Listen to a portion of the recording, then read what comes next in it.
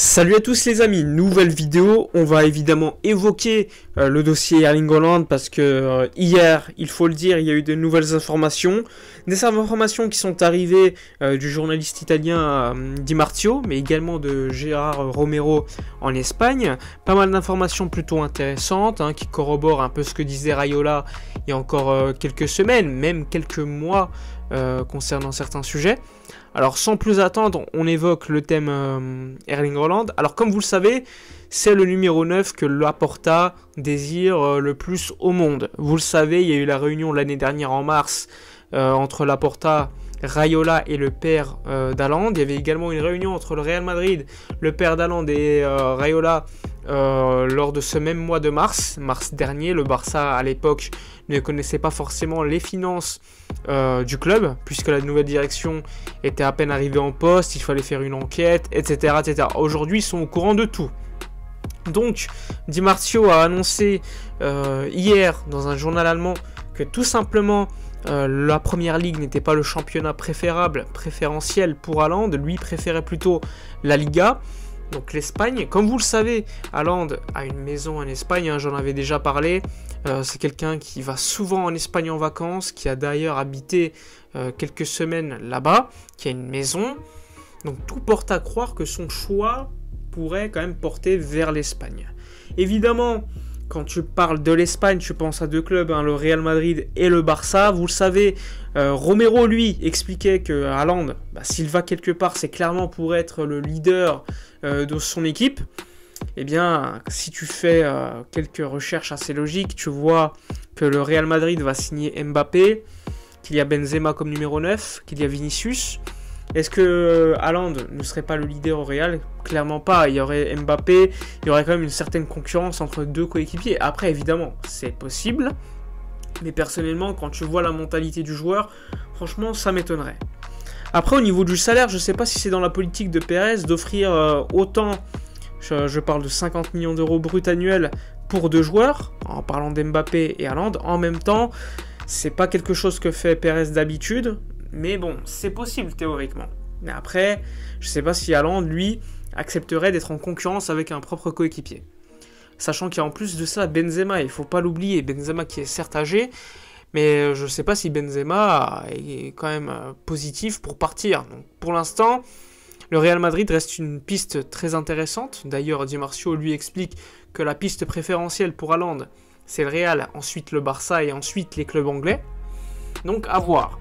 Mais si tu fais quand même on va dire, si tu es logique, on va dire, le Barça n'est pas loin. Le Barça, il y a le cadre de vie qui est quand même très intéressant pour Haaland. Championnat, nouvelle équipe, assez jeune, à reconstruire. Évidemment, si tu as Haaland, c'est pour évidemment avoir un projet sportif très intéressant. Et je pense que Laporta et Raiola en ont suffisamment discuté. Si Haaland arrive, évidemment qu'il aura un gros salaire. De toute façon, Haaland, clairement, c'est le rêve de Laporta. Laporta l'avait déjà fait avec Ronaldinho en 2003-2004. C'est possible de le faire signer, mais ça reste quand même très compliqué économiquement. Le Barça a certes la possibilité de le faire, mais il faudra libérer pas mal de masse salariale. Coutinho, Umtiti, voire soit signer le deal CVC, qui nous donnerait quand même un gros coup de pouce.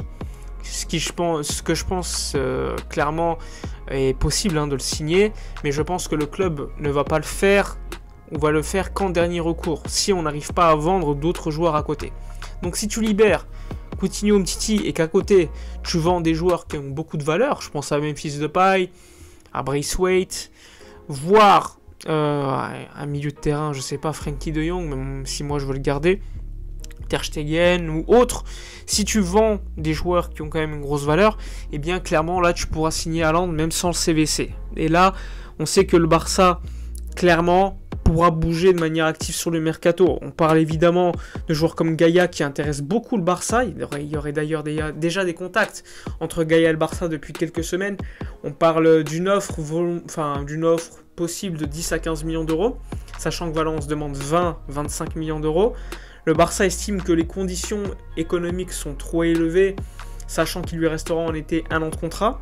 Sachant que Valence est en grande difficulté financière, il n'est pas impossible que le Barça l'obtienne pour 10 millions d'euros ou tout simplement attendre 2023 où il sera libre pour le prendre gratuitement. Mais de l'autre côté, il faut faire attention à la gestion de Jordi Alba, qui lui, vraisemblablement, ne veut pas partir. Le club veut clairement Gaïa, mais pour l'instant, tu as encore Jordi Alba, donc il y aura une gestion quand même à faire de ce cas-là. Le plan B pour Haaland, pour en revenir au numéro 9, c'est Vlahovic, le joueur de la Fiorentina, qui est pisté par de nombreux clubs européens, notamment des clubs anglais, Tottenham, Arsenal, même en Italie, la Juve qui est très intéressée. Donc globalement, tu auras une grosse concurrence. Mais bizarrement, pour Haaland, tu as moins de concurrence que pour Vlahovic. Donc le Barça a déjà eu une réunion avec l'agent de Vlahovic pour connaître ses prétentions.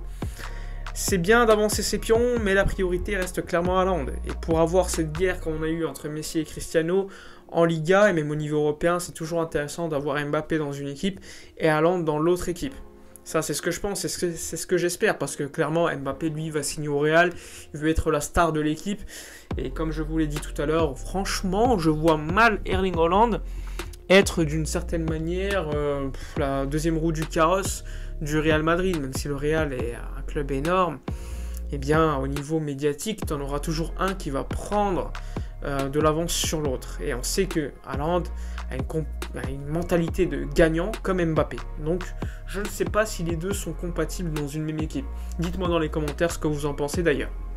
Donc, après vous avoir parlé de Gaïa, de Haaland, on peut également parler du cas Mazraoui, qui est le latéral droit marocain de l'Ajax, qui pourrait arriver libre l'été prochain, agent Raiola, comme vous le savez, un classique. Donc pas mal d'affaires entre Raiola et Laporta, potentiellement.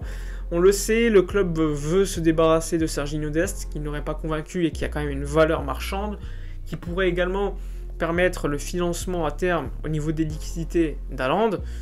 Donc ouais, Mazraoui arriverait gratuitement, tu te débarrasses de Dest. Je sais pas si il y aurait un step-up au niveau du différentiel de niveau, mais clairement tu gagnerais beaucoup d'argent sur cette affaire.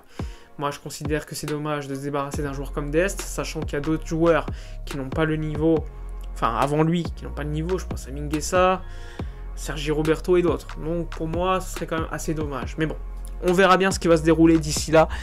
N'oubliez pas de liker, commenter, partager. Dites-moi dans les commentaires votre avis concernant le cas Erling Haaland qui va continuer à faire parler jusqu'au mercato. D'ailleurs, on ne sait pas, hein, peut-être qu'il va rester à Dortmund, même si ça m'étonnerait. Dites-moi vos avis concernant Gaïa, Jordi Alba, Mazraoui, Dest. N'oubliez pas de liker, commenter, partager, abonnez-vous à la chaîne, c'est super important. Je vous dis à la prochaine et d'ici là, comme d'habitude, portez-vous bien.